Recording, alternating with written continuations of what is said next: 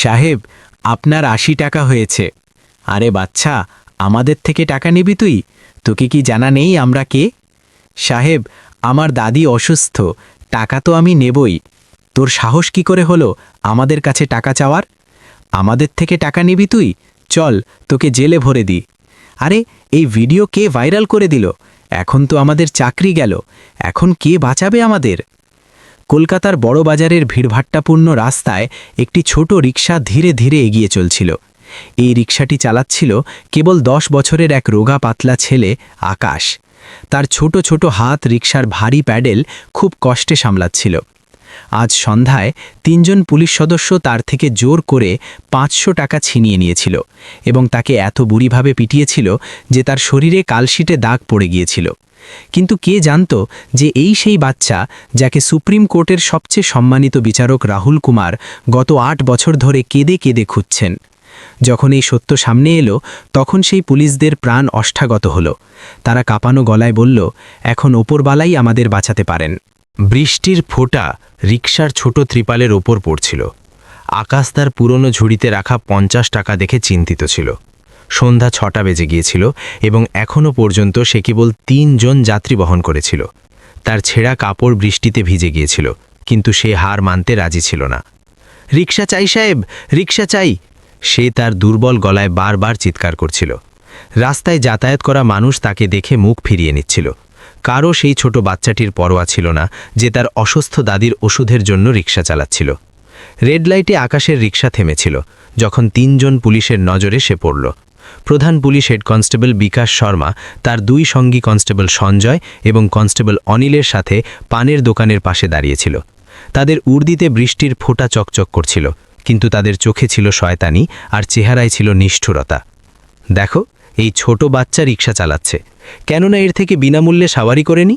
বিকাশ বিদ্রুপ করে তার সঙ্গীদের বলল। বাকি 2 পুলিশ অশুভ হাসিতে ফেটে পড়ল। আরে ছোট, এদিকে আয়, বিকাশ আকাশকে ইশারা করল। আকাশের চোখে আশার আলো দেখা দিল। সে তক্ষুনি তার রিকশা নিয়ে তাদের কাছে গেল। সাহেব, কোথায় যেতে হবে? কেবল 20 টাকা কিলোমিটার, আকাশ নম্রভাবে বলল। বিকাশ এবং তার 2 সঙ্গী রিকশায় বসে পড়ল। রিকশা ছিল ছোট এবং এই 3 জন লোক একসাথে বসায় আকাশের অবস্থা খুব খারাপ হয়ে গেল। তার এত ভারী ওজন টানা খুব কঠিন হচ্ছিল, কিন্তু তবুও সে প্যাডেল মেরে চলল। চল, জোরে চালা রে, সঞ্জয় চিৎকার করে বলল। সাহেব, আমি চেষ্টা করছি, আকাশ কাঁপানো গলায় বলল। 2 কিলোমিটার চলার পর তারা একটি নির্জন গলিতে থামল। যখন আকাশ টাকা চাইল, তখন তারা হো হো করে হাসতে লাগল। আরে ছোট, আমাদের কাছে টাকা চাচ্ছিস? বিকাশ অহংকার করে বলল। আমরা পুলিশ, ছোট বাচ্চারা পুলিশের কাছে টাকা চায় না। আকাশের চোখে জল চলে এলো। সাহেব, আমার দাদি খুব অসুস্থ, আমাকে ওষুধের জন্য টাকা চাই, অন্তত 60 টাকাও তো দিয়ে দিন, সে কাঁদতে কাঁদতে বলল। বিকাশের চেহারা রাগে লাল হয়ে গেল। এখনও বকবক করছিস, চল ভাগ এখান থেকে, সে রেগে বলল। আকাশ তাদের পা জড়িয়ে ধরল। সাহেব, অর্ধেক টাকাই দিয়ে দিন, প্লিজ সাহেব। তখনই বিকাশ রেগে গিয়ে আকাশের বুকে জোরে লাথি মারল। বাচ্চাটি মাটিতে পড়ে গেল। সঞ্জয় তার কানের সপাটে চড় মারল। চলে যায় এখান থেকে, না হলে থানায় বন্ধ করে দেব, অনিল হুমকি দিল। বিকাশ তার পকেট থেকে 50 টাকাও ছিনিয়ে নিল। এটা আমাদের পাওনা, তারা হাসতে হাসতে বলল। পাশের চায়ের দোকানের কাকা এটা দেখে বললেন, সাহেব, এটি একটি মাসুম বাচ্চা, এর টাকা ফেরত দিয়ে দিন। কিন্তু তাকেও মার খেতে হলো। বিকাশ তার মুখেও চড় মারল। তোর কত বড় সাহস পুলিশকে আটকানোর? আকাশ ভয় পেয়ে গেল এবং কাঁদতে কাঁদতে নিজের রিকশা নিয়ে সেখান থেকে পালিয়ে গেল। কিন্তু এই পুলিশদের কি জানা ছিল যে বাচ্চাকে তারা এত নির্দয়ভাবে পিটিয়েছে সে অন্য কেউ নয়, বরং দেশের সবচেয়ে বড় বিচারপতির নিজের রক্ত। 8 বছর আগে যখন এই বাচ্চাটির বয়স ছিল মাত্র 2 বছর, তখন কলকাতার একটি মলে সে তার বাবার থেকে বিচ্ছিন্ন হয়ে গিয়েছিল। সুপ্রিম কোর্টের বিচারক রাহুল কুমার তার ছেলে আকাশকে তখন থেকে এখন পর্যন্ত খুঁজছেন। তিনি প্রাইভেট ডিটেকটিভ রেখেছিলেন, খবরের কাগজে বিজ্ঞাপন দিয়েছিলেন, টিভিতে আবেদন করেছিলেন, কিন্তু কোনো হদিস মেলেনি। আজ যে বাচ্চাটি এই পুলিশদের সামনে অসহায় ছিল, সে তারই আদরের ছেলে, যাকে তিনি প্রতিদিন মনে করেন। আর এখন সে যে দাদির সাথে থাকে, সে তার আসল দাদি ছিল না, বরং তাকে লালন পালন করা দাদিমা সুমিত্রা দেবী ছিল, যে একটি হারিয়ে যাওয়া মাসুম বাচ্চাকে কাঁদতে দেখে আশ্রয় দিয়েছিল এবং গত 8 বছর ধরে লালন পালন করছিল। 8 বছর আগের কথা। বিচারক রাহুল কুমার তার স্ত্রী প্রিয়া কুমার এবং 2 বছরের ছেলে আকাশের সাথে একটি বড় মলে গিয়েছিলেন। দিনটি ছিল রবিবার এবং বিচারক রাহুল কুমার ভেবেছিলেন তার ছোট ছেলের সাথে কিছু সময় কাটাবেন। আকাশ তখন কেবল হাঁটতে শিখেছিল। তার ছোট ছোট পদক্ষেপ টলমল করলেও সে দৃঢ়ভাবে এগিয়ে যাচ্ছিল। মলে বিভিন্ন রঙের দোকান ছিল, খেলনা, জামা কাপড়, বই এবং আরও অনেক কিছু। বাচ্চাটি সব দেখে খুব খুশি হচ্ছিল। তার ছোট আঙুল তার বাবার আঙুলে আটকে ছিল। বিচারক রাহুল কুমার একটি বইয়ের দোকানে থামলেন। তিনি তার ছেলের জন্য কিছু বই কিনতে চেয়েছিলেন। দোকানি বিভিন্ন রকমের বাচ্চাদের বই দেখাচ্ছিল, রঙিন ছবির বই, গল্পের বই, ধাঁধার বই, আরও কত কি। রাহুল কুমার তার ছেলেকে জিজ্ঞেস করছিলেন, কি চাই বাবা, এই বইটা নাকি এই খেলনাটা? আকাশ খুশিতে হাততালি দিচ্ছিল। সে সব কিছুই চাইছিল। বই বেছে নেওয়ার চক্করে রাহুল কুমারের মনোযোগ সরে গেল। তিনি তার ছেলের আঙুল ছেড়ে দিয়েছিলেন যাতে 2 হাতে বইগুলো তুলে দেখতে পারেন। দোকানির সঙ্গে কথা বলার সময় তিনি খেয়াল করেননি যে আকাশ তার পায়ের পাশ থেকে মলের অন্যদিকে একটি খেলনার দোকানের দিকে এগিয়ে গেছে।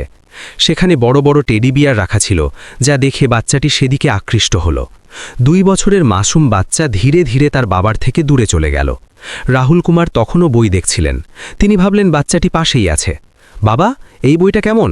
তিনি পেছনে ফিরে বললেন। কিন্তু আকাশ সেখানে ছিল না। শুরুতে তার মনে হলো বাচ্চাটি দোকানের কোনো কোণে লুকিয়ে আছে। আকাশ, কোথায় তুমি? রাহুল কুমার ডাক দিলেন, কিন্তু কোনো উত্তর এলো না। তার শ্বাস দ্রুত হতে লাগল। আকাশ, তিনি জোরে চিৎকার করলেন। দোকানিও চিন্তিত হয়ে পড়ল। পুরো দোকান খোঁজা হলো, কিন্তু আকাশকে কোথাও পাওয়া গেল না। রাহুল কুমার দোকান থেকে বের হয়ে এলেন। আকাশ, কোথায় তুমি? তার গলায় ছিল ভয়। মলে হাজার হাজার মানুষ ছিল। রাহুল কুমার এক দোকান থেকে অন্য দোকানে ছুটতে লাগলেন। আপনারা কি একটি ছোট বাচ্চা দেখেছেন, 2 বছরের নীল রঙের শার্ট পরা? সবাই কেউ বলল না। কেউ বলল এখানে অনেক বাচ্চা আছে। ঘণ্টার পর ঘণ্টা পার হয়ে গেল। মল বন্ধ হওয়ার সময় চলে এলো।